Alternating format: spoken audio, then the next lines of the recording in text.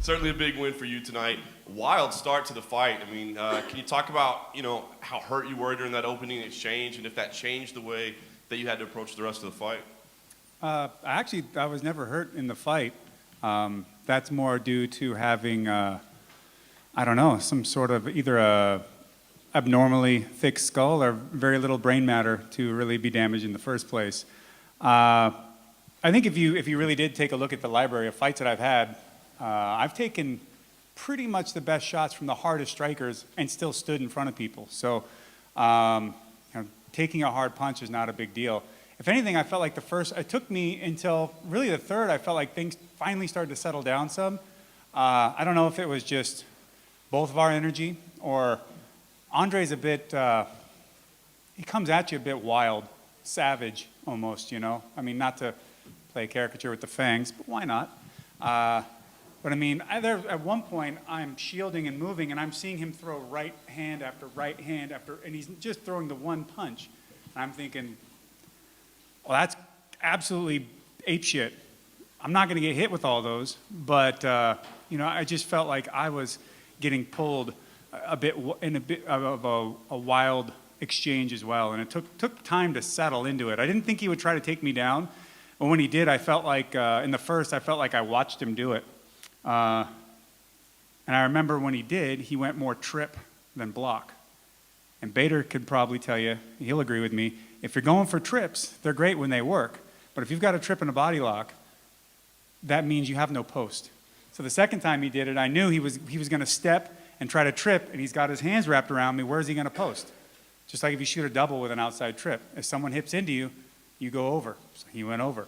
And after that, once we started going, I just felt like as the fight went on, regardless of whether I was feeling any fatigue at all, I just felt like he was going to be feeling more fatigue. And I just want to get back out there and just keep working. Let's just keep fighting. Let's keep throwing stuff down. I would like to see what happens after he settles, and hey, let's really box. You know what I mean? Let's smooth it out a bit. But went back to catch wrestling, dropped him over with a turnover from a double wrist lock after the eye gouge, and just from there it was academic. I did want to ask you about the eye gouge. I mean, obviously you guys are told to keep fighting until the referee steps in, but did you take issue with Andre continuing to attack at that point? No, that's his job. The ref doesn't tell you to stop, you're not supposed to stop. His job is not to go out there and be my best friend. This isn't the best friend making competition. This is the ultimate fighting championship. I hold no grudges against him. He was grabbing the inside of my glove too. Blatantly illegal. Don't hold any grudges about it. In the least. Only more disappointed that I didn't do it first.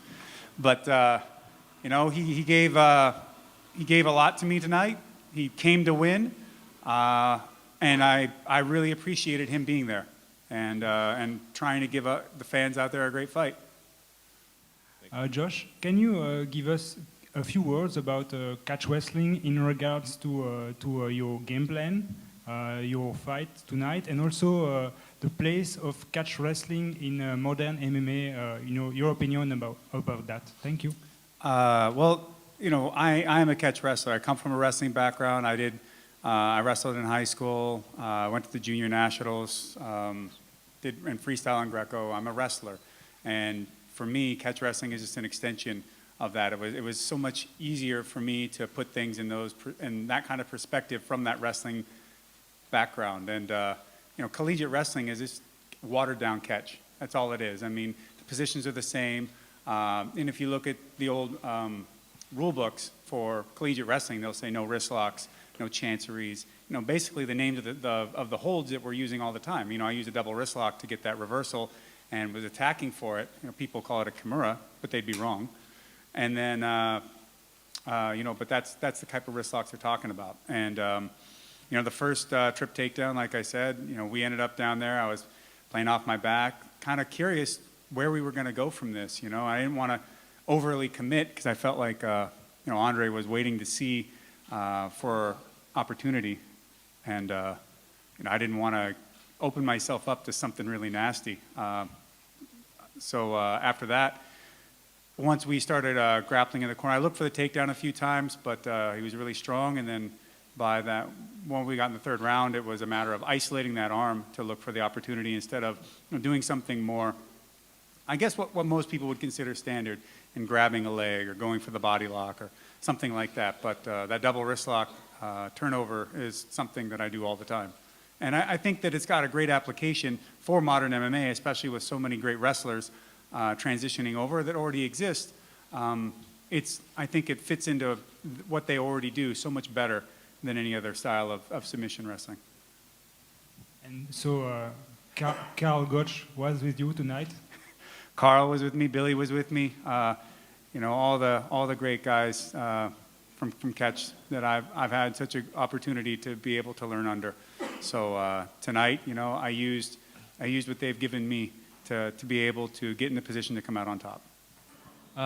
So you've had ups and downs in your career. You just listened to Bader say he's pretty much given up on the idea of a title shot. Where do you stand on the idea of a title shot? Is there some sort of benchmark that you've set for yourself as to what you need to accomplish in the UFC by a certain time, or are you just... No, I don't think in those sort of modalities. I think of just being able to perform at my best any given moment. You know, completely living in that you know, that immediate now. So, you know, at this point, you know, guys like me or Andre, we've already won belts. I think we've already, you know, and you've got Overeem, you've got, there's a slew of guys out there of us in the heavyweight division that have already proven that we are capable of being the world champion anywhere you put us. And, you know, we're always ready to take the challenge, and it's always acceptable for us to be in the title fight. If Overeem got injured out of nowhere somewhat, Andre, myself, whomever, like there are some of us out there that can slide right in and fight in that match, and that's completely legitimate. And but the biggest thing that we can control is going out there and our performances that lie in front of us, you know, one at a time. And you know, I'm sure a heavyweight championship fight could be in the future. But right now, all I was concerned with was fighting Andre, taking him very seriously, and doing what I could to come out on top, and then, you know, moving on from there. How is your eye right now? My what? Your eye. Oh, it's okay. I haven't seen it yet. I don't know if it makes me look better or worse or what have you. But you know, it is what it is. It just happens. And even in the replay, I could see it. You know, he was throwing punches and maneuvering. He just it was an open hand and caught a thumb. You know, no big deal.